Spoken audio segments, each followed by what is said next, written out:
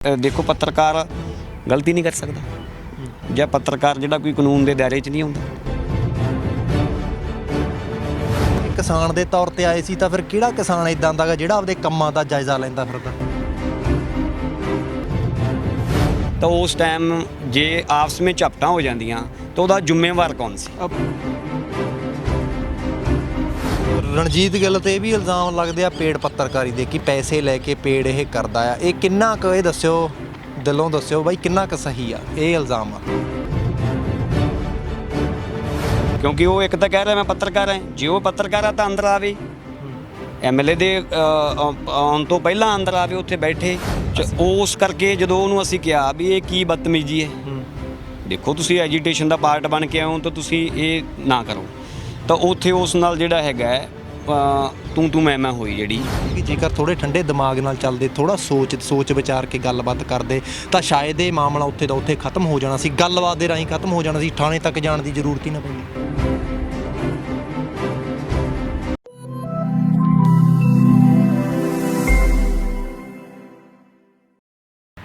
ਸਤਿ ਸ਼੍ਰੀ ਅਕਾਲ ਜੀ, ਤੁਸੀਂ ਆਰਐਮਬੀ ਟੈਲੀਵਿਜ਼ਨ ਦੇਖ ਰਹੇ ਹੋ। ਮੈਂ ਤੁਹਾਡਾ ਦੋਸਤ ਜਸ ਗਰੇਵਾਲ। ਪਿਛਲੇ ਦਿਨੀ ਜਿਹੜਾ ਗਿੱਦੜਬਾਹਾ ਤੋਂ ਇੱਕ ਪੱਤਰਕਾਰ ਦੇ ਉੱਪਰ ਪਰਚਾ ਹੁੰਦਾ ਆ, ਉਸ ਪਰਚੇ ਦੇ ਤੋਂ ਬਾਅਦ ਜਿਹੜੀ ਆ ਉਹਨਾਂ ਨੂੰ ਜੇਲ੍ਹ ਵੀ ਜਾਣਾ ਪੈਂਦਾ ਆ। ਉਸ ਤੋਂ ਬਾਅਦ ਜਦੋਂ ਉਹਨਾਂ ਦੀ ਰਿਹਾਈ ਹੁੰਦੀ ਆ ਤਾਂ ਉਹਦੇ ਵਿੱਚ ਨਾਮ ਜਿਹੜਾ ਆ ਅਮਰਿੰਦਰ ਸਿੰਘ ਰਾਜਾ ਵੜਿੰਗ ਦਾ ਨਾਮ ਸਾਹਮਣੇ ਆਉਂਦਾ। ਉਹਨਾਂ ਵੱਲੋਂ ਇਲਜ਼ਾਮਾਤ ਲਗਾਏ ਜਾਂਦੇ ਆ। ਆਰਐਮਬੀ ਟੈਲੀਵਿਜ਼ਨ 'ਤੇ ਤੁਸੀਂ ਪਿਛਲੇ ਦਿਨੀ ਜਿਹੜੀ ਆ ਇੰਟਰਵਿਊ ਵੀ ਦੇਖੀ ਸੀ ਰਣਜੀਤ ਗਿੱਲ ਹੋਰਾਂ ਦੀ।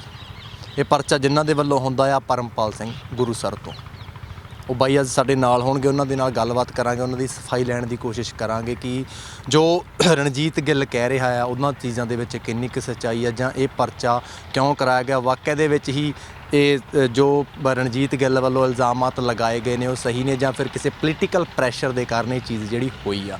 ਬਾਈ ਦੇ ਨਾਲ ਗੱਲਬਾਤ ਕਰਦੇ ਆ। ਪਰਮਪਾਲ ਬਾਈ, ਸਤਿ ਸ਼੍ਰੀ ਅਕਾਲ, ਸਵਾਗਤ ਹੈ। ਸਤਿ ਸ਼੍ਰੀ ਅਕਾਲ ਜੀ। ਆਰਐਮਬੀ ਟੈਲੀਵਿਜ਼ਨ ਦਾ ਮੈਂ ਤਹਿ ਦਿਲੋਂ ਧੰਨਵਾਦ ਹਾਂ ਤੁਹਾਡੀ ਸਾਰੀ ਟੀਮ ਦਾ। ਪਰਮਪਾਲ ਬਾਈ, ਇੱਕ ਪੱਤਰਕਾਰ ਦੇ ਉੱਪਰ ਪਰਚਾ ਹੁੰਦਾ ਆ, ਪਹਿਲਾਂ ਤਾਂ ਮੇਰਾ ਕਿਉਂਕਿ ਜੋ ਪੱਤਰਕਾਰ ਵੀਰ ਪੱਤਰਕਾਰ ਭਾਈਚਾਰਾ ਵੀ ਇਕੱਠਾ ਹੋਇਆ ਆ ਜੀ, ਮਤਲਬ ਉਹਨਾਂ ਵੱਲੋਂ ਇਹ ਇਲਜ਼ਾਮਾਤ ਲਗਾਏ ਗਏ ਆ ਕਿ ਜੇ ਅਸੀਂ ਕੁਝ ਸੱਚ ਦਿਖਾਉਣੇ ਆ, ਸਹੀ ਦਿਖਾਉਣੇ ਆ, ਤਾਂ ਸਾਨੂੰ ਸਾਡੇ 'ਤੇ ਪੋਲੀਟੀਕਲ ਪ੍ਰੈਸ਼ਰ ਪਾਇਆ ਜਾਂਦਾ ਸਾਡੇ 'ਤੇ ਕਿ ਸਾਨੂੰ ਇਹ ਚੀਜ਼ ਨਾ ਦਿਖਾਓ। ਇਹ ਚੀਜ਼ ਆ ਵਾਕਿਆ ਦੇ ਵਿੱਚ? ਸਭ ਤੋਂ ਪਹਿਲਾਂ ਤਾਂ ਮੈਂ ਸਾਰੇ ਜਿਹੜੇ ਪੱਤਰਕਾਰ ਵੀਰ ਹੈ, ਜਿਹੜਾ ਪ੍ਰਿੰਟਡ ਮੀਡੀਆ ਹੈ ਜਾਂ ਟੈਲੀਵਿਜ਼ਨ ਮੀਡੀਆ ਹੈ, ਮੈਂ ਇਹਨਾਂ ਨੂੰ ਸਤਿ ਸ੍ਰੀ ਅਕਾਲ ਕਹਿਣਾ ਹੈ। ਅਸੀਂ ਇਹਨਾਂ ਦਾ ਤਹਿ ਦਿਲੋਂ ਧੰਨਵਾਦ ਵੀ ਕਰਦੇ ਹਾਂ।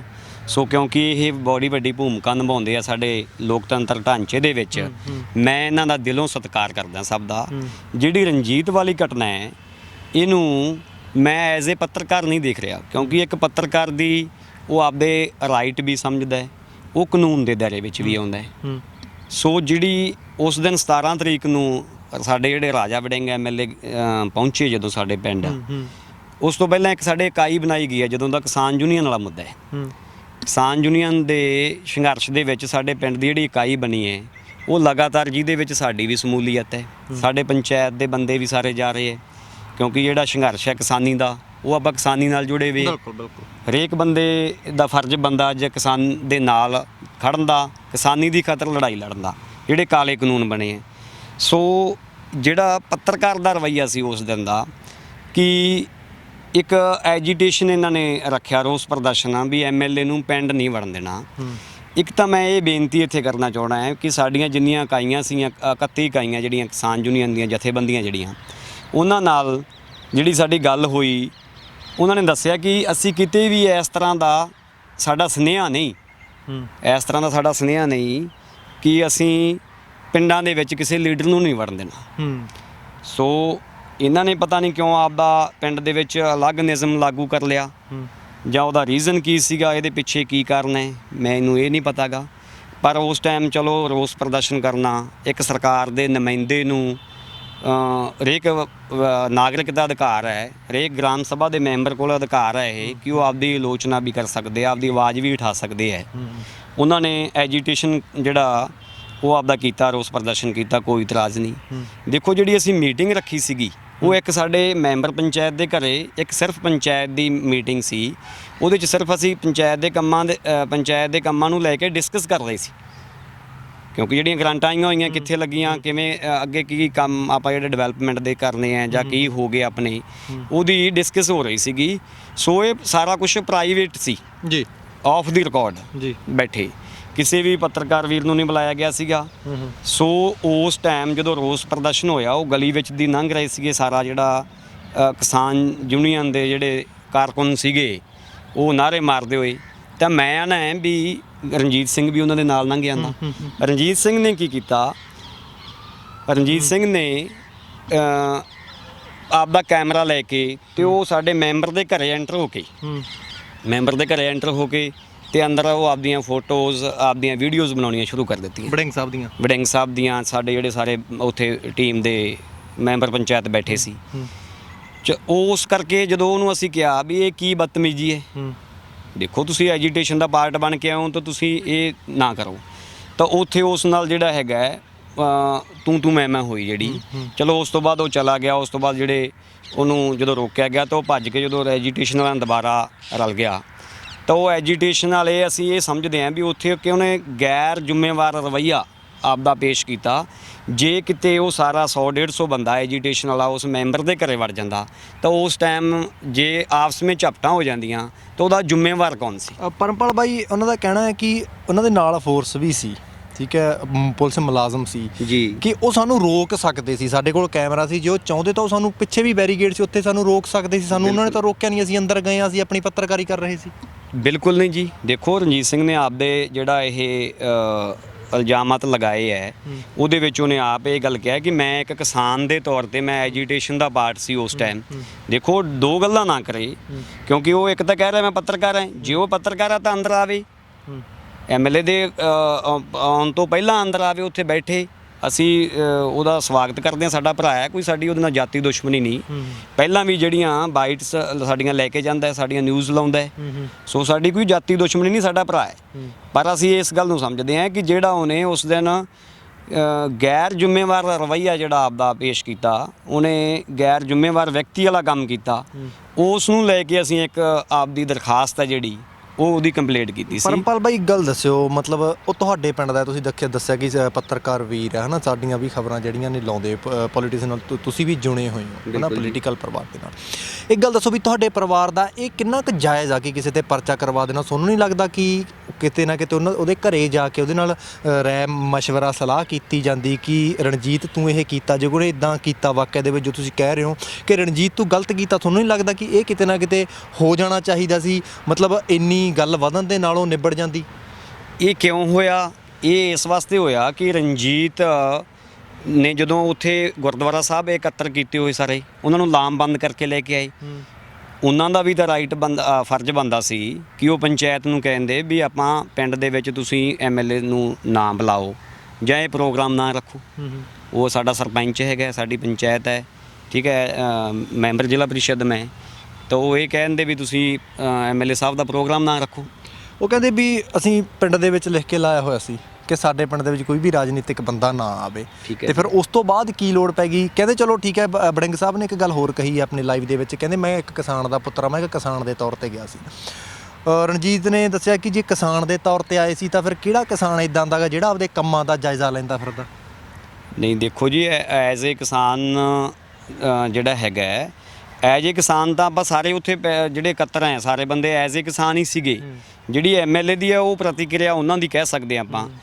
ਜਿਹੜੀ ਰਣਜੀਤ ਦੀ ਗੱਲ ਕਰਦੇ ਆ ਵੀ ਉਸ ਟਾਈਮ ਜਿਹੜਾ ਐਜੀਟੇਸ਼ਨ ਇਹਨਾਂ ਨੇ ਕੀਤਾ, ਉਹ ਸਾਨੂੰ ਸੁਨੇਹਾ ਦੇ ਸਕਦੇ ਸੀ। ਜਿਹੜਾ ਉਹ ਤੁਸੀਂ ਸਵਾਲ ਕੀਤਾ ਸਾਨੂੰ ਵੀ ਲਿਖ ਕੇ ਲੱਗਿਆ ਹੋਇਆ 12 ਦੇ ਵਿੱਚ, ਜਿਹਦੇ ਲੱਗਿਆ ਹੋਇਆ ਅਸੀਂ ਕਿਸੇ ਦੇ ਘਰੇ ਨਹੀਂ ਗਏ, ਜਿਹੜੇ ਸਾਡੇ ਕਿਸੇ ਮੈਂਬਰ ਪੰਚਾਇਤ ਦੇ ਘਰੇ ਨਹੀਂ ਲੱਗਿਆ ਗਿਆ, ਜੋ ਕਿ ਰੈਜੂਲੇਸ਼ਨ ਪਾਉਂਦਾ ਹੈ। ਰੈਜੂਲੇਸ਼ਨ ਪੰਚਾਇਤ ਚੁਣੀ ਵੀ ਪੰਚਾਇਤ ਹੈ ਪਿੰਡ ਦੀ, ਉਹਨਾਂ ਕੋਲ ਅਧਿਕਾਰ ਹੈ, ਉਹ ਆਪਦਾ ਰੈਜੂਲੇਸ਼ਨ ਪਾ ਸਕਦੇ ਹੈ, ਉਹ ਆਪਦੇ ਮਤੇ ਲਿਖ ਸਕਦੇ ਵੀ ਆਹ ਕੰਮ ਪਿੰਡ ਦੇ ਵਿੱਚ ਨਹੀਂ ਹੋਣਾ। ਸੋ ਇਹ ਤਾਂ ਮੈਂ ਸਮਝਦਾ ਵੀ ਕਿਸੇ ਕੋਈ ਚੰਦ ਬੰਦਿਆਂ ਨੇ ਇਕੱਠੇ ਹੋ ਕੇ ਕੋਈ ਆਪਦਾ ਨਿਯਮ ਬਣਾ ਲਿਆ ਤਾਂ ਉਹਨੂੰ ਅਸੀਂ ਪਿੰਡ ਦਾ ਕਾਨੂੰਨ ਜਾਂ ਨਿਯਮ ਨਹੀਂ ਕਹਿ ਸਕਦੇ ਜਾਂ ਕੋਈ ਰੈਜੂਲੇਸ਼ਨ ਨਹੀਂ ਕਹਿ ਸਕਦੀ। ਰਣਜੀਤ ਗਿੱਲ 'ਤੇ ਇਹ ਵੀ ਇਲਜ਼ਾਮ ਲੱਗਦੇ ਆ ਪੇਡ ਪੱਤਰਕਾਰੀ ਦੇ ਕਿ ਪੈਸੇ ਲੈ ਕੇ ਪੇਡ ਇਹ ਕਰਦਾ ਆ, ਇਹ ਕਿੰਨਾ ਕੁ ਇਹ ਦੱਸਿਓ ਦਿਲੋਂ ਦੱਸਿਓ ਬਾਈ ਕਿੰਨਾ ਕੁ ਸਹੀ ਆ ਇਹ ਇਲਜ਼ਾਮ ਆ? ਦੇਖੋ ਜੀ, ਇਹ ਇਲਜ਼ਾਮਤ ਅਸੀਂ ਨਹੀਂ ਲਗਾਏ, ਨਾ ਅਸੀਂ ਲਗਾਉਣਾ ਬੜਿੰਗ ਸਾਹਿਬ ਦੇ ਲਾਈਵ ਦੇ ਵਿੱਚ ਇਹ ਚੀਜ਼ ਸਾਹਮਣੇ ਆਈ, ਜਿਹੜਾ ਬੜਿੰਗ ਸਾਹਿਬ ਦਾ ਲਾਈਵ ਆਉਂਦਾ ਨਾ ਉਸ ਤੋਂ ਉਹਦੇ ਵਿੱਚ ਉਹਨਾਂ ਨੇ ਕਿਹਾ ਕਿ ਕੁਝ ਲੋਕ, ਹਾਲਾਂਕਿ ਮੈਂ ਇਹ ਨਹੀਂ ਕਹੂੰਗਾ ਕਿ ਉਹਨਾਂ ਨੇ ਨਾਮ ਨਹੀਂ ਲਿਆ, ਕਿਸੇ ਦਾ ਵੀ ਨਾਮ ਨਹੀਂ ਲਿਆ, ਉਹਨਾਂ ਨੇ ਇਹ ਗੱਲ ਜ਼ਰੂਰ ਕਹੀ ਹੈ ਕਿ ਪੇਡ ਪੱਤਰਕਾਰੀ ਕੁਝ ਲੋਕ ਕਰਦੇ ਨੇ। ਹਾਲਾਂਕਿ ਨਾਮ ਰਣਜੀਤ ਗਿੱਲ ਦਾ ਵੜਿੰਗ ਸਾਹਿਬ ਨੇ ਉੱਥੇ ਨਹੀਂ ਲਿਆ, ਪਰ ਮੈਂ ਇਹੀ ਗੱਲ ਕਹੂੰਗਾ ਕਿ ਕਿਉਂਕਿ ਇਹ ਮੁੱਦਾ ਹੀ, ਇਹ ਮਾਮਲਾ ਹੀ ਬਣਦਾ ਤਾਂ ਕਿ ਉਂਗਲ ਤਾਂ ਸਿੱਧੇ ਤੌਰ ਤੇ ਜਾਂਦੀ ਆ ਗਿੱਲ ਵੱਲ ਜਾਂਦੀ ਆ। ਦੇਖੋ ਜੀ, ਇਹ ਮੈਂ ਨਹੀਂ ਕਹਿ ਸਕਦਾ ਵੀ ਇਹ ਪੇਡ ਹੈ, ਠੀਕ ਹੈ। ਜਿਹੜਾ ਮੈਂ ਪੱਤਰਕਾਰੀ ਦੇ ਉਹਦੇ 'ਤੇ ਕੋਈ ਸ਼ੰਕਾ ਨਹੀਂ ਕਰਨਾ ਚਾਹੁੰਦਾ। ਮੈਂ ਇਹੀ ਕਹਿਣਾ ਚਾਹੁੰਦਾ ਹਾਂ ਵੀ ਜਿਹੜਾ ਉਸ ਦਿਨ ਦੀ ਗੱਲ ਸੀ ਉਹਨੂੰ ਜਾਂ ਤਾਂ ਐਜ਼ ਏ ਪੱਤਰਕਾਰ ਮੈਂਬਰ ਦੇ ਘਰੇ ਆਉਣਾ ਚਾਹੀਦਾ ਸੀ, ਸਮਝ ਗਏ, ਜਾਂ ਉਹਨੂੰ ਐਜ ਏ ਕਿਸਾਨ ਐਜੀਟੇਸ਼ਨ ਦੇ ਨਾਲ ਜਾਣਾ ਚਾਹੀਦਾ ਸੀ। ਦੋ ਗੱਲਾਂ ਨਹੀਂ ਕਰਨੀਆਂ ਚਾਹੀਦੀਆਂ। ਜਿਸ ਗੱਲ ਦਾ ਉਹਨੂੰ ਇਹ ਸਜ਼ਾ ਕਹਿ ਸਕਦੇ ਆ, ਜਾਂ ਜਿਸ ਗੱਲ ਦੀ ਉਹਨੂੰ ਇਹ ਸਜ਼ਾ ਭੁਗਤਣੀ ਪਈ, ਉਹਦੇ 'ਤੇ ਪਰਚਾ ਦਰਜ ਹੋਇਆ। ਕਿਉਂਕਿ ਜੇ ਐਜੀਟੇਸ਼ਨ ਦਾ ਪਾਰਟ ਸੀ ਉਹ, ਤਾਂ ਉਹ ਕਿਸਾਨਾਂ ਦੇ ਨਾਲ ਆਉਂਦਾ। ਕਿਸਾਨ 150 ਕਿਸਾਨ ਜਿਹੜਾ ਇਕੱਠਾ ਹੋਇਆ ਸੀਗਾ, ਉਹ ਆਪਦਾ ਰੋਸ ਪ੍ਰਦਰਸ਼ਨ ਕਰਦੇ, ਆਪਦੇ ਨਾਅਰੇ ਮਾਰਦੇ ਜਾ ਰਹੇ ਸੀ। ਕਿਸੇ ਤੇ ਕੋਈ ਕੰਪਲੇਂਟ ਨਹੀਂ ਗਈ, ਕਿਸੇ ਤੇ ਕੋਈ ਇਤਰਾਜ਼ ਨਹੀਂ ਗਾ, ਕਿਉਂਕਿ ਹਰੇਕ ਬੰਦੇ ਕੋਲ ਰਾਈਟ ਹੈ ਆਪਦੀ ਆਵਾਜ਼ ਉਠਾਉਣ ਦਾ, ਠੀਕ ਹੈ। ਅੱਛਾ, ਰਣਜੀਤ ਕਹਿੰਦਾ ਕਿ ਜਦੋਂ ਅਸੀਂ ਪਿਛਲੇ ਸਮੇਂ ਦੇ ਵਿੱਚ ਨਾ ਅਸੀਂ ਆਪਣਾ ਟਰੈਪ ਦੇ ਜ਼ਰੀਏ ਅਸੀਂ ਸਮਗਲਰਸ ਹੁੰਦੇ ਸੀ ਜਿਨ੍ਹਾਂ ਨੂੰ ਨਸ਼ੇ ਤਸਕਰਾਂ ਨੂੰ ਫੜਾਉਂਦੇ ਹੁੰਦੇ ਸੀ ਜੀ। ਕਹਿੰਦੇ ਅਸੀਂ ਟਰੈਪ ਬਣਾ ਕੇ ਉਹਨਾਂ ਨੂੰ ਫੋਨ ਕਰ ਦੇਣਾ ਕਿ ਆ ਜਾਓ। ਉਹ 2-2 3-3 ਘੰਟੇ ਨਹੀਂ ਆਉਂਦੇ ਹੁੰਦੇ ਸੀ। ਕਹਿੰਦੇ ਸਵੇਰ ਦੇ 4:30-5 ਵਜੇ ਸੀ, ਪੁਲਿਸ ਮੈਨੂੰ ਲੈਣ ਆਈ ਆ, 15-16 ਬੰਦੇ ਆਏ, ਮੈਨੂੰ ਇਦਾਂ ਚੱਕਿਆ ਗਿਆ ਜਿਵੇਂ ਮੈਂ ਕੋਈ ਬੜਾ ਵੱਡਾ ਅਪਰਾਧ ਕਰਤਾ ਹੁੰਦਾ ਜਾਂ ਮੈਂ ਬੜਾ ਵੱਡਾ ਗੈਂਗਸਟਰ ਹੁੰਦਾ। ਦੇਖੋ, ਅਸੀਂ ਕੰਪਲੇਂਟ ਕੀਤੀ ਸੀ ਆਪਦੀ ਪੁਲਿਸ ਕੋਲ ਵੀ ਅੱਜ ਇੱਕ ਵਿਅਕਤੀ ਨੇ, ਕਿਉਂਕਿ ਇੱਕ ਪੱਤਰਕਾਰ ਨੇ ਨਹੀਂ ਕਹਿ ਸਕਦੇ ਅਸੀਂ, ਅੱਜ ਇੱਕ ਵਿਅਕਤੀ ਨੇ, ਉਹਨੇ ਖੁਦ ਵੀ ਕਿਹਾ ਕਿ ਮੈਂ ਐਜੀਟੇਸ਼ਨ ਦਾ ਪਾਰਟ ਸੀ। ਉਹਨੇ ਇਸ ਤਰ੍ਹਾਂ ਦਾ ਆਪਦਾ ਪ੍ਰਦਰਸ਼ਨ ਇਸ ਤਰ੍ਹਾਂ ਦਾ ਕੀਤਾ ਕਿ ਪਿੰਡ ਦੇ ਵਿੱਚ ਲੋਕਾਂ ਦੀ, ਕਾਫੀ ਬੰਦਿਆਂ ਦੀ, 100 ਬੰਦੇ ਦੇ ਕਰੀਬ ਆਪਸ ਵਿੱਚ ਝੜਪ ਹੋ ਜਾਣੀ ਸੀਗੀ ਉਹਦੀ ਵਜ੍ਹਾ ਕਰਕੇ। ਉਸ ਗੱਲ ਦੀ ਅਸੀਂ ਕੰਪਲੇਂਟ ਕੀਤੀ ਹੈ। ਕੰਪਲੇਂਟ ਤੋਂ ਬਾਅਦ ਉਹਦੇ 'ਤੇ ਕੀ ਐਵੀਡੈਂਸ ਬਣਦੇ ਸੀਗੇ, ਕੀ FIR ਹੋਈ ਹੈ, ਉਸ ਤੋਂ ਬਾਅਦ ਕਦੋਂ ਪੁਲਿਸ ਨੇ ਚੱਕਿਆ, ਇਹ ਪੁਲਿਸ ਦਾ ਕੰਮ ਉਹ ਦੱਸ ਸਕਦੀ ਹੈ। ਅੱਛਾ, ਵੜਿੰਗ ਸਾਹਿਬ ਨਾਲ ਉਸ ਤੋਂ ਬਾਅਦ ਤੁਹਾਡੀ ਗੱਲਬਾਤ ਹੋਈ, ਹਾਲਾਂਕਿ ਉਹ ਚੰਡੀਗੜ੍ਹ ਨੇ, ਪਰ ਤੁਹਾਡੀ ਰਾਬਤਾ ਫੋਨ ਦੇ ਜ਼ਰੀਏ ਤੁਹਾਡਾ ਹੋਇਆਗਾ? ਕਿਉਂਕਿ ਵੜਿੰਗ ਸਾਹਿਬ ਦਾ ਨਾਮ ਵੀ ਇਸ ਚੀਜ਼ ਦੇ ਵਿੱਚੋਂ, ਜਿਹੜਾ ਮਾਮਲੇ ਦੇ ਵਿੱਚ ਨਿਕਲ ਕੇ ਸਾਹਮਣੇ ਆਉਂਦਾ, ਰਣਜੀਤ ਗਿੱਲ ਦੀ ਜਿਹੜੀ ਮੁਲਾਕਾਤ ਆਉਂਦੀ ਉਹ ਵੀ ਸਿੱਧਾ ਵੜਿੰਗ ਸਾਹਿਬ 'ਤੇ ਹੀ ਜਿਹੜਾ ਆ ਨਿਸ਼ਾਨਾ ਸਾਧਿਆ ਕਿ ਵੜਿੰਗ ਸਾਹਿਬ ਨੇ ਹੀ ਇਹ ਚੀਜ਼ ਕਰਵਾਈ ਆ। ਬਟ ਮੇਰਾ ਜਿਹੜਾ ਪਰਚਾ ਆ ਉਹ ਪਰਮਪਾਲ ਦੇ ਵੱਲੋਂ ਹੋਇਆ। ਨਹੀਂ ਜੀ, ਬਿਲਕੁਲ ਨਹੀਂ। ਨਾ ਕੋਈ ਸਾਡੀ ਵੜਿੰਗ ਸਾਹਿਬ ਨਾਲ ਗੱਲ ਹੋਈ ਹੈ 2-3 ਵਾਰ। ਉਹਨਾਂ ਨੇ ਸਾਨੂੰ ਬਿਲਕੁਲ ਨਹੀਂ ਇਹ ਕਿਹਾ ਵੀ ਤੁਸੀਂ ਕੋਈ ਦਰਖਾਸਤ ਦਿਓ ਜਾਂ ਰਣਜੀਤ ਪੱਤਰਕਾਰ ਨੂੰ ਕੋਈ ਟਾਰਗੇਟ ਬਣਾ ਕੇ ਉਹਦੇ ਖਿਲਾਫ FIR ਕਰਵਾਓ। ਇਹ ਤਾਂ ਸਿਰਫ ਸਾਡੀ ਪੰਚਾਇਤ ਨੂੰ ਜਿਹੜਾ ਟਾਰਗੇਟ ਕਰਕੇ ਇਹਨਾਂ ਨੇ ਉੱਥੇ ਪੰਚਾਇਤ ਨੂੰ ਬੇਇੱਜ਼ਤ ਕਰਨ ਦੀ ਕੋਸ਼ਿਸ਼ ਕੀਤੀ, ਅਤੇ ਜਿੰਨੀ ਇਹਨੇ ਗਲਤੀ ਕੀਤੀ ਅਸੀਂ ਸਿਰਫ ਓਨੀ ਕੰਪਲੇਂਟ ਕੀਤੀ ਹੈ। ਦੇਖੋ, ਸਾਡੇ ਜਿਹੜਾ ਹੈਗਾ MLA ਦੇ ਕੰਨਿਓ ਕੋਈ ਇਸ ਤਰ੍ਹਾਂ ਦੀ ਨਹੀਂ ਕੀਤਾ ਗਿਆ। ਉਸ ਤੋਂ ਬਾਅਦ ਜੇ ਉਹ ਗੱਲ ਨੂੰ ਜੋੜਿਆ ਜਾਵੇ ਤਾਂ ਉਹ ਕਿਉਂ ਜੋੜ ਰਹੇ ਹੈ ਜਾਂ ਕਿਉਂ ਜੋੜਨਾ ਚਾਹੁੰਦੇ ਹੈ, ਇਸ ਗੱਲ ਦੇ ਬਾਰੇ ਮੈਂ ਨਹੀਂ ਕਹਿ ਸਕਦਾ। ਇਸ ਮਾਮਲੇ ਦੇ ਵਿੱਚ ਅੱਗੇ ਕੀ ਪਲੈਨਿੰਗ ਆ? ਇਸ ਮਾਮਲੇ ਦੇ ਵਿੱਚ ਪਲੈਨਿੰਗ ਦੇਖੋ, ਹਰੇਕ ਜਿਹੜਾ ਕੋਈ ਲੀਡਰ ਕਹਿ ਲਓ ਜਾਂ ਕੋਈ ਚੁਣਿਆ ਹੋਇਆ ਨੁਮਾਇੰਦਾ ਕਹਿ ਲਓ, ਉਹਦੇ ਕੋਲੇ ਟਰਮ ਹੁੰਦੀ ਹੈ 5 ਸਾਲ ਦੀ ਕੰਮ ਕਰਨ ਦੀ। ਸੋ ਉਹਨੂੰ ਵਧੀਆ ਕੰਮ ਕਰਨੇ ਚਾਹੀਦੇ ਆ। ਸਾਡਾ ਇਹ ਸਾਰੀ ਪੰਚਾਇਤ ਦਾ ਫਰਜ਼ ਵੀ ਬਣਦਾ ਹੈ ਅਤੇ ਸਾਡਾ ਮਨ ਵੀ ਹੈ ਕਿ ਅਸੀਂ ਵਧੀਆ ਚੰਗੇ ਕੰਮ ਕਰੀਏ। ਦੇਖੋ, ਇਹ ਹਾਦਸਾ ਜਿਹੜਾ ਹੈ ਇਹ ਮਾੜਾ ਹੋਇਆ। ਇਸ ਨੂੰ ਅੱਗੇ ਅਸੀਂ ਕੋਈ ਝਗੜੇ ਦੇ ਰੂਪ ਵਿੱਚ ਲੰਮਾ ਨਹੀਂ ਲਿਆਉਣਾ ਚਾਹੁੰਦੇ। ਉਹ ਸਾਡਾ ਭਰਾ ਹੈ, ਕੋਈ ਗੱਲ ਨਹੀਂ। ਅੱਜ FIR ਦਰਜ ਹੋ ਗਈ, ਕੋਈ ਚੰਦ ਦਿਨਾਂ ਨੂੰ ਮਾਮਲਾ ਠੰਡਾ ਹੋ ਕੇ ਅਸੀਂ ਪਿੰਡ ਦੇ ਵਿੱਚ ਸ਼ਾਂਤੀ ਬਣਾਉਣ ਦੀ ਕੋਸ਼ਿਸ਼ ਕਰਾਂਗੇ। ਇਹੀ ਸਾਨੂੰ ਸਾਰੇ ਬੰਦਿਆਂ ਨੂੰ ਅਪੀਲ ਹੈ ਕਿ ਇਹਨੂੰ ਗਲਤ ਮੋੜ ਜਾਂ ਗਲਤ ਦਿਸ਼ਾ ਵੱਲ ਨਾ ਲਿਆ ਜਾਵੇ, ਕਿਉਂਕਿ ਕੁਝ ਸ਼ਰਾਰਤੀ ਅਨਸਰ ਵੜ ਜਾਂਦੇ ਬਾਅਦ ਦੇ ਵਿੱਚ, ਜਿਹੜੇ ਕਿ ਉਹ ਇਸ ਮਾਮਲਿਆਂ ਨੂੰ ਇਸ ਤਰ੍ਹਾਂ ਦੇ ਨੂੰ ਭੜਕਾ ਦਿੰਦੇ ਅੱਗੇ। ਇਹੋ ਜਿਹੀਆਂ ਗੱਲਾਂ ਨਾ ਕੀਤੀਆਂ ਜਾਣ। ਇਹ ਕੋਈ ਐਡੀ ਵੱਡੀ ਗੱਲ ਨਹੀਂ ਸੀਗੀ। ਅਸੀਂ ਇੱਕ ਕੰਪਲੇਂਟ, ਦੇਖੋ, ਪੱਤਰਕਾਰ ਗਲਤੀ ਨਹੀਂ ਕਰ ਸਕਦਾ, ਜਾਂ ਪੱਤਰਕਾਰ ਜਿਹੜਾ ਕੋਈ ਕਾਨੂੰਨ ਦੇ ਦਾਇਰੇ 'ਚ ਨਹੀਂ ਆਉਂਦਾ, ਉਹਦੇ 'ਤੇ ਵੀ ਕਾਨੂੰਨ ਲਾਗੂ ਹੁੰਦੇ। ਸੋ ਜਿੰਨੀ ਉਹਨੇ ਆਪਦੀ ਉਸ ਦਿਨ ਦੀ ਗਲਤੀ ਸੀ ਜਿਹੜੀ ਕੀਤੀ, ਉਸ ਗੱਲ ਦੀ ਅਸੀਂ ਕੰਪਲੇਂਟ ਕੀਤੀ ਹੈ, ਉਸ ਗੱਲ ਦੀ ਉਹਦੇ FIR ਹੋਈ ਹੈ। ਅਸੀਂ ਕੋਈ ਮਾਮਲਾ ਅੱਗੇ ਨਹੀਂ ਲਿਆਉਣਾ ਚਾਹੁੰਦੇ। ਪੱਤਰਕਾਰ ਭਾਈਚਾਰੇ ਵੱਲੋਂ ਵੀ ਕੱਲ੍ਹ ਇਕੱਠ ਕੀਤਾ ਗਿਆ ਆ ਕਿ ਪਰਚਾ ਜਿਹੜਾ ਆ ਦਰਜ ਕਰਵਾਇਆ ਜਾਵੇ। ਉਹਨਾਂ ਨੂੰ 7 ਦਿਨ ਦਾ ਅਲਟੀਮੇਟ ਦਿੱਤਾ ਗਿਆ ਆ। ਪੱਤਰਕਾਰ ਭਾਈਚਾਰੇ ਨੂੰ ਭਰੋਸਾ ਦਿਵਾਇਆ ਗਿਆ ਗਾ ਕਿ ਇਸ ਚੀਜ਼ 'ਤੇ ਸੋਚਿਆ ਜਾਵੇਗਾ। ਦੇਖੋ, ਪਰਚਾ ਰੱਦ ਕਰਨਾ ਜਿਹੜਾ ਹੈਗਾ ਉਹ ਪੁਲਿਸ ਦਾ ਕੰਮ ਹੈ, ਉਹਨਾਂ ਨੇ ਦੇਖਣਾ ਹੈ ਵੀ ਇਹਦੇ 'ਚ ਕੀ ਸਹੀ ਸੀ ਕੀ ਗਲਤ ਪਾਇਆ ਗਿਆ ਸੀਗਾ। ਪਰ ਇਹਦੇ ਵਿੱਚ ਅਸੀਂ ਇਨਵੋਲਵ ਹੈ, ਸਾਡੇ ਕੰਨਿਓ FIR ਹੈ, ਸਾਨੂੰ ਵੀ ਬੁਲਾਉਣਗੇ, ਉਹ ਸਾਨੂੰ ਪੁੱਛਣਗੇ। ਤਾਂ ਉੱਥੇ ਜੇ ਚੰਗੇ ਬੰਦਿਆਂ ਦੀ ਸਾਰੀ ਸੰਗਤ ਇਕੱਠੀ ਹੋ ਗਈ ਤਾਂ ਮੇਰੇ ਹਿਸਾਬ ਨਾਲ ਇਹ ਮਾਮਲਾ ਠੰਡਾ ਪੈ ਜੂਗਾ, ਜਾਂ ਕਹਿ ਦਿਓ ਵੀ ਲੋਕਾਂ ਦਾ ਜਿਹੜਾ ਇਹ ਵਿਵਾਦ ਹੈ ਇਹ ਘਟ ਜੂਗਾ। ਅੱਛਾ, ਹੁਣ ਤੁਸੀਂ ਵੀ ਕਿਤੇ ਨਾ ਕਿਤੇ ਬਾਈ ਚਿੰਤਾ ਜਤਾ ਰਹੇ ਹੋ ਕਿ ਇਸ ਚੀਜ਼ ਦੇ ਵਿੱਚ ਸ਼ਰਾਰਤੀ ਅਨਸਰ ਨਾ ਜਾਣ, ਇਹ ਚੀਜ਼ ਨੂੰ ਕੋਈ ਹੋਰ ਨਵਾਂ ਮੋੜ ਨਾ ਦਿੱਤਾ ਜਾਵੇ। ਚਲੋ ਹੋ ਸਕਦਾ ਉਦੋਂ ਜਲਦਬਾਜ਼ੀ ਦੇ ਵਿੱਚ ਇਹ ਕਦਮ ਚੁੱਕਿਆ, ਪਰ ਤੁਹਾਨੂੰ ਨਹੀਂ ਲੱਗਦਾ ਕਿ ਜੇਕਰ ਥੋੜ੍ਹੇ ਠੰਡੇ ਦਿਮਾਗ ਨਾਲ ਚੱਲਦੇ, ਥੋੜ੍ਹਾ ਸੋਚ ਵਿਚਾਰ ਕੇ ਗੱਲਬਾਤ ਕਰਦੇ ਤਾਂ ਸ਼ਾਇਦ ਇਹ ਮਾਮਲਾ ਉੱਥੇ ਦਾ ਉੱਥੇ ਖਤਮ ਹੋ ਜਾਣਾ ਸੀ, ਗੱਲਬਾਤ ਦੇ ਰਾਹੀਂ ਖਤਮ ਹੋ ਜਾਣਾ ਸੀ, ਥਾਣੇ ਤੱਕ ਜਾਣ ਦੀ ਜ਼ਰੂਰਤ ਹੀ ਨਾ ਪੈਂਦੀ? ਨਹੀਂ ਦੇਖੋ, ਉਸ ਟਾਈਮ ਦੀ ਇਹ ਗੱਲ ਹੁੰਦੀ ਹੈ ਵੀ ਜਿਵੇਂ ਸਾਰੀ ਪੰਚਾਇਤ ਇਕੱਠੀ ਹੋਈ ਸੀ, ਜਦੋਂ ਆਪਾਂ ਕਿਸੇ ਪੰਚਾਇਤ ਦੀ ਜਾਂ ਕਿਸੇ ਸਭਾ ਦੀ ਜਾਂ ਕਮੇਟੀ ਦੀ ਇਸ ਤਰ੍ਹਾਂ ਦੀ ਬੇਇੱਜ਼ਤੀ ਕੋਈ ਕਰੇ ਤਾਂ ਉਦੋਂ ਆਪਾਂ ਨੂੰ ਇਹ ਲੱਗਦਾ ਹੈ ਵੀ ਆਪਾਂ ਨੂੰ ਇੱਕ ਦਰਖਾਸਤ ਹੈ ਜਿਹੜੀ ਉਹ ਦੇਣੀ ਚਾਹੀਦੀ ਹੈ, ਜਾਂ ਦਰਖਾਸਤ ਆਪਦੀ ਰੱਖਣੀ ਚਾਹੀਦੀ ਹੈ। ਤਾਂ ਜਿਹੜੀ ਅਸੀਂ ਗੱਲਬਾਤ ਕਰਨ ਦੀ ਵੀ ਕੋਸ਼ਿਸ਼ ਕੀਤੀ ਤਾਂ ਉਸ ਤੋਂ ਬਾਅਦ ਉਹਨਾਂ ਨੇ ਆਪ ਦਾ ਜਿਹੜਾ ਹੈਗਾ ਰੋਸ ਪ੍ਰਦਰਸ਼ਨ ਦਾ ਇਹ ਦੱਸਿਆ ਵੀ ਅਸੀਂ ਰੋਸ ਪ੍ਰਦਰਸ਼ਨ ਕੀਤਾ, ਸਾਡਾ ਇਹ ਰਾਈਟ ਬਣਦਾ ਹੈ, ਨਾ ਕਿ ਉਹਨਾਂ ਨੇ ਗਲਤੀ ਮੰਨਣ ਦੀ ਕੋਸ਼ਿਸ਼ ਕੀਤੀ ਵੀ ਸਾਥੋਂ ਆਹ ਗਲਤ ਹੋ ਗਿਆ ਅੱਜ। ਅੱਛਾ, ਇੱਕ ਹੋਰ FIR ਦੇ ਵਿੱਚ ਇਹ ਚੀਜ਼ਾਂ ਲਿਖਵਾਈਆਂ ਗਈਆਂ ਨੇ ਕਿ ਉੱਥੇ ਧੱਕਾ ਮੁੱਕੀ ਵੀ ਹੋਈ ਆ, ਉੱਥੇ ਕਾਲੀਆਂ ਝੰਡੀਆਂ ਵੀ ਦਿਖਾਈਆਂ ਗਈਆਂ ਨੇ। ਰਣਜੀਤ ਕਹਿੰਦਾ ਕਿ ਇਦਾਂ ਦਾ ਕੁਝ ਹੋਇਆ ਹੀ ਨਹੀਂ। ਕਾਲੀਆਂ ਝੰਡੀਆਂ ਲੈ ਕੇ ਸਾਰੇ ਜਿਹੜੇ ਵੀਰ ਸੀ ਉਹ ਲੰਘ ਰਹੇ ਸੀਗੇ, ਜਿਹੜੇ ਐਜੀਟੇਸ਼ਨ ਦੇ ਵਿੱਚ। ਉਹ ਇੱਕ ਹੋਰ ਦੱਸਿਓ, ਉੱਥੇ ਮਤਲਬ ਜਿਹੜੇ ਨਾਅਰੇਬਾਜ਼ੀ ਹੋਈ ਆ ਕਾਂਗਰਸ ਸਰਕਾਰ ਦੇ ਖਿਲਾਫ ਹੋਈ ਆ ਜਾਂ ਫਿਰ ਵੜਿੰਗ ਸਾਹਿਬ ਦੇ ਖਿਲਾਫ ਹੋਈ ਆ, ਕਿੱਦਾਂ ਦੀ ਨਾਅਰੇਬਾਜ਼ੀ ਹੋ ਰਹੀ ਸੀ ਉਸ ਟਾਈਮ? ਉਸ ਟਾਈਮ ਦੋਵਾਂ ਤਰ੍ਹਾਂ ਦੀ ਨਾਅਰੇਬਾਜ਼ੀ ਹੋ ਰਹੀ ਸੀਗੀ, ਕਾਂਗਰਸ ਸਰਕਾਰ ਦੀ ਵੀ ਤੇ ਰਾਜਾ ਵੜਿੰਗ ਦੀ ਵੀ। ਅਤੇ ਨਾਲ ਹੀ ਉਹਨਾਂ ਨੇ ਪੰਚਾਇਤ ਦੇ ਵੀ ਜਿਹੜੇ ਕਿਹਾ ਹੈ ਵੀ ਨਾਅਰੇ ਨਹੀਂ ਲਗਾਏ ਗਏ ਪੰਚਾਇਤ ਦੇ, ਉਹਨਾਂ ਨੇ ਕਿਹਾ ਵੀ ਪੰਚਾਇਤ ਦਾ ਇਹ ਮਾੜਾ ਕੰਮ ਹੈ। ਤਾਂ ਸੋ ਅਸੀਂ ਸਮਝਦੇ ਹਾਂ ਵੀ ਜੇ ਪੰਚਾਇਤ, ਜੇ ਤੁਸੀਂ ਉਹਨੂੰ ਕੋਈ ਰੈਜੂਲੇਸ਼ਨ ਪਾ ਕੇ ਦਿੰਦੀ ਹੈ, ਜਿਵੇਂ ਕੋਈ ਪੈਨਸ਼ਨ ਕੈਂਪ ਲੱਗਦੇ ਹੈ, ਜਿਵੇਂ ਕੋਈ ਨਸ਼ਾ ਰੋਕਣ ਵਾਲੀਆਂ ਕਮੇਟੀਆਂ ਬਣੀਆਂ, ਉਹ ਜਦੋਂ ਪੰਚਾਇਤ ਤੁਸੀਂ ਤੁਹਾਡੇ ਚੁਣੇ ਹੋਏ ਆ, ਅਸੀਂ ਪਿੰਡ ਦੇ ਨਗਰ ਦੇ ਚੁਣੇ ਹੋਏ ਹੈ, ਨਗਰ ਨੇ ਸਾਨੂੰ ਜ਼ਿਲ੍ਹਾ ਪ੍ਰੀਸ਼ਦ ਚੁਣਿਆ, ਨਗਰ ਨੇ ਸਾਨੂੰ ਪੰਚਾਇਤ ਸਰਪੰਚ ਨੂੰ ਚੁਣਿਆ, ਸਾਰੇ ਨਗਰ ਦੇ ਵਿੱਚੋਂ ਵਾਰਡਾਂ ਦੇ ਵਿੱਚੋਂ ਹੀ ਮੈਂਬਰ ਚੁਣ ਕੇ ਆਏ ਹੈ। ਫਿਰ ਉਹ ਅੱਜ ਇੰਨੇ ਜਲਦੀ ਕਿਵੇਂ ਮਾੜੇ ਹੋ ਗਏ 1 ਸਾਲ ਦੇ ਵਿੱਚ? ਸੋ ਸਮਾਂ ਦਿਓ ਕਿਸੇ ਨੂੰ ਕੰਮ ਕਰਨ ਦਾ। ਠੀਕ ਹੈ, ਸੋ ਤੁਸੀਂ ਅੱਜ ਆਪਣੇ ਕੀਮਤੀ ਸਮੇਂ 'ਚੋਂ ਸਮਾਂ ਦਿੱਤਾ, ਤੁਹਾਡਾ ਬਹੁਤ ਬਹੁਤ ਧੰਨਵਾਦ ਬਾਈ ਜੀ। ਥੈਂਕ ਯੂ ਵੀਰ ਜੀ, ਜਸਟ ਬਹੁਤ ਬਹੁਤ ਮਿਹਰਬਾਨੀ। ਨਾਲ ਹੀ ਮੈਂ ਅਪੀਲ ਵੀ ਕਰਦਾ ਹਾਂ ਕਿ ਜਿਹੜੀਆਂ ਸਾਡੀਆਂ ਕਿਸਾਨ ਜਥੇਬੰਦੀਆਂ ਸਾਡੀਆਂ ਬੜੀਆਂ ਵਧੀਆ ਸੰਘਰਸ਼ ਲੜ ਰਹੀਆਂ ਜੀ, ਜਿਹੜਾ ਕਾਲੇ ਕਾਨੂੰਨਾਂ ਦੇ ਖਿਲਾਫ। ਜੀ, ਕਈ ਵਾਰ ਪਿੰਡਾਂ ਦੇ ਵਿੱਚ ਇਹਨਾਂ ਦੀ ਆੜ ਵਿੱਚ ਕੁਝ ਪੋਲੀਟੀਕਲ ਤਾਲੁਕਾਤ ਰੱਖਣ ਵਾਲੇ ਵਿਅਕਤੀ ਜਾਂ ਆਪਦੇ ਨਿੱਜੀ ਲਾਹਿਆਂ ਦੀ ਖਾਤਰ ਜਾਂ ਕਿਸੇ ਰੰਜਿਸ਼ਾਂ ਦੇ ਕਾਰਨ ਉਹਦੇ ਇਕਾਈਆਂ ਬਣਾ ਕੇ, ਇਹ ਫੇਕ ਇਕਾਈਆਂ ਬਣਾ ਕੇ, ਤਾਂ ਸੋ ਕਿਸਾਨ ਦਾ ਨਾਮ ਬਦਨਾਮ ਕਈ ਇਸ ਤਰ੍ਹਾਂ ਲੋਕ ਕਰ ਰਹੇ ਆ ਜਾਂ ਕਰ ਸਕਦੇ ਹੈ।